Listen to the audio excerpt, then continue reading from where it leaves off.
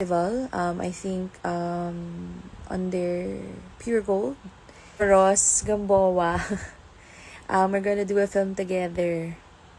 So, exciting siya. Super excited akong gawin yun. Magsha-shoot na kami, ito lang, in a few days. Tapos, yung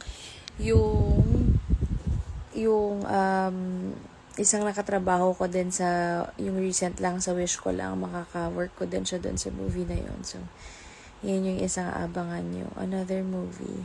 Thank you, Lord.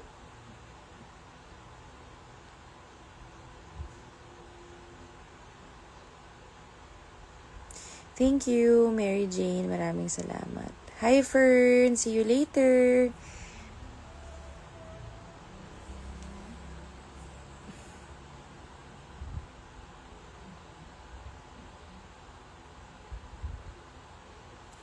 Ang taray ni sabi niya, Louis Vuitton or Prada or Gucci, choose one. Bakit kuya, bibilan mo ba ako?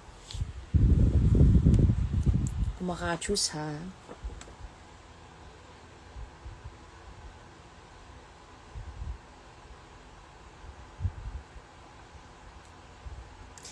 Sino yung na-starstruck? Sabi niya, can you tell us sino yung for you na big star na nakatrabaho mo na na-starstruck ka? Hindi ko siya nakatrabaho, pero nagkaroon kami ng encounter sa airport, si Mr. Coco Martin.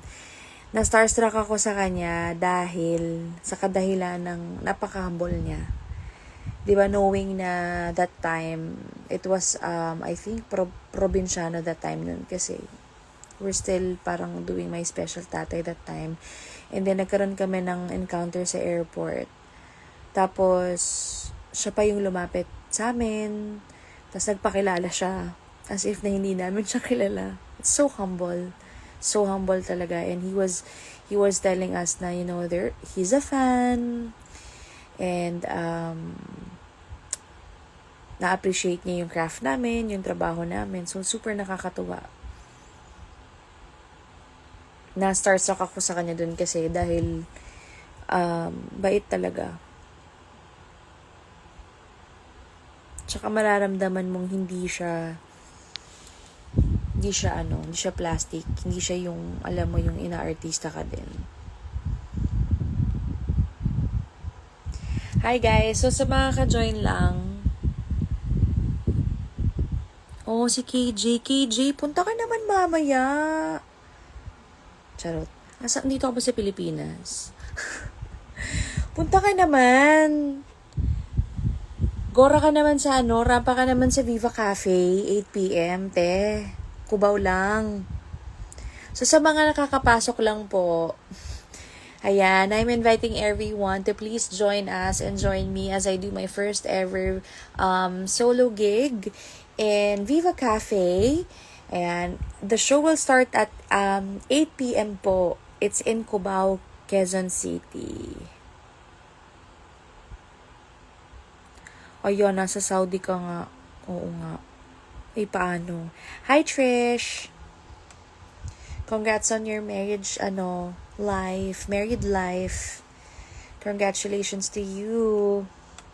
I've been seeing your posts.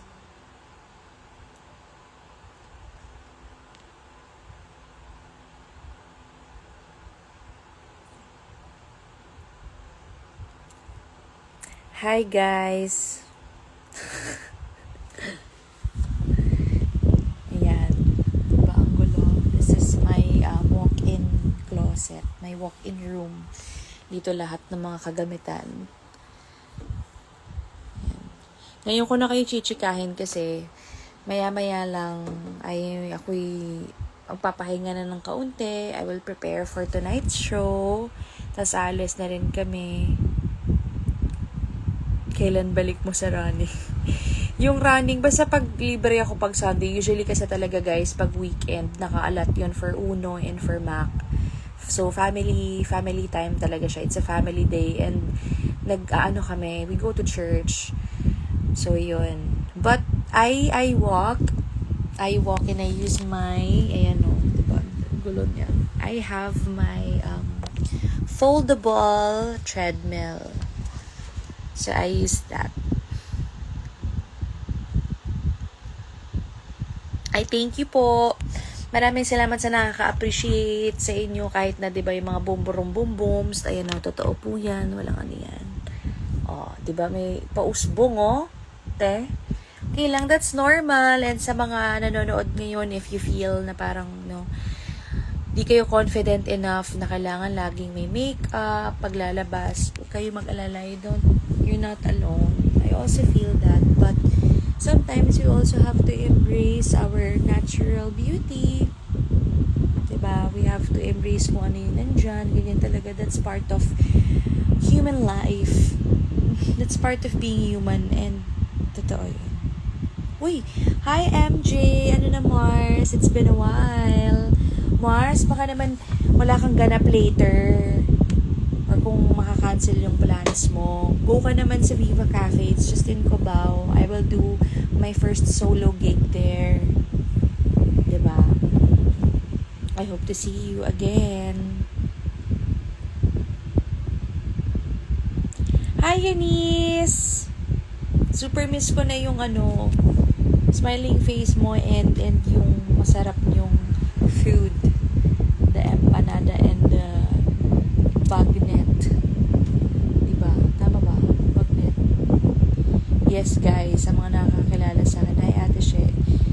Yes, 11 years na po hindi kumakain ng pork. Pero every time na magki-crave ako ng pork, kailangan ko lang talaga it's either beer or pineapple juice on the side. Kasi nagiging malansa na siya for me. Pero lagi yan. Pag magki-crave lang ako ng pork, laging yung brand lang ni Eunice. Eunice, sorry, I forgot anong ulit name ng resto nyo. They produce very, very sumptuous meals like bagnet, empanada. It's so good. Yun lang talaga yung kinikrave ko. Tsaka, syempre, diba, since parang malansa na siya for me, so, I have to eat pork from a resto na talagang malinis talaga yung luto, ganun, maayos.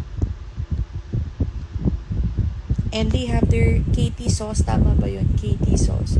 Sarap niya, as in siya, may halong onion, maraming onion, cucumber, tapos merong bagong isda, and then a bit of vinegar, tapos maraming pepper, tapos may jalapenos. Ang sarap talaga. Jalapenos ba yun or like ceiling green? It's so good. You should try it, guys.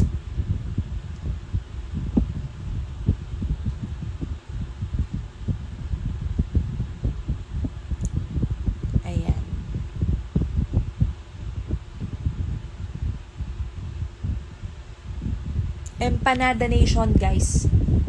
Yun na. The best. Meron sila sa Grab. They have in Grab. And I think they also have in Food Panda ba? But ako, Empanada Nation, guys. It's the best. Hanapin nyo na yung pinakamalapit na branch niyan. Promise.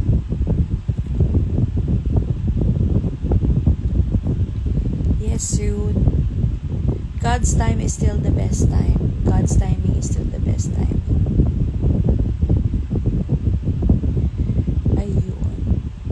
So again, guys, I'm inviting everyone if you don't have still plans for later since today is a holiday and the next day. So, kung naghahanap pa rin kayo ng pupuntahan ng friends nyo, kung naghahanap kayo ng wanna try something new or like mga gimikan, hi Ate Onse, go to Viva Cafe later. It's gonna be my first solo gig ever. So the show will start at 8 p.m. And Viva Cafe is in Quezon City. It's in Cubao. So, meron po tayong door charge dyan, guys. We have 900 pesos. Yan yung pinaka-ticket natin. If you would want to see me and hear me sing live, yan. Please go later. Please go there to Viva Cafe for tickets. Prices. Kaya ko pa ba? Kaya ko to. at 900, ayan, with a free drink. And since it's a cafe, I heard na sarap daw ang food sa Viva Cafe. So, yun guys, punta na kayo ng maaga para makapag-order na kayo ng food and makahanap na kayo ng seats nyo and place while waiting for the show. See you all. Maraming salamat sa mga bumili na po ng ticket, sa mga nagpa-reserve na, maraming salamat sa inyo.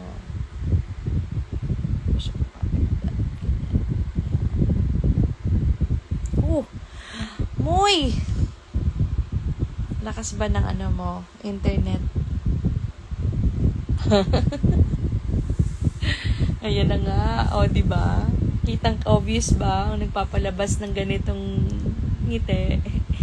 Walang iba kundi si Mr. Maclod Guadagna 43 number 7.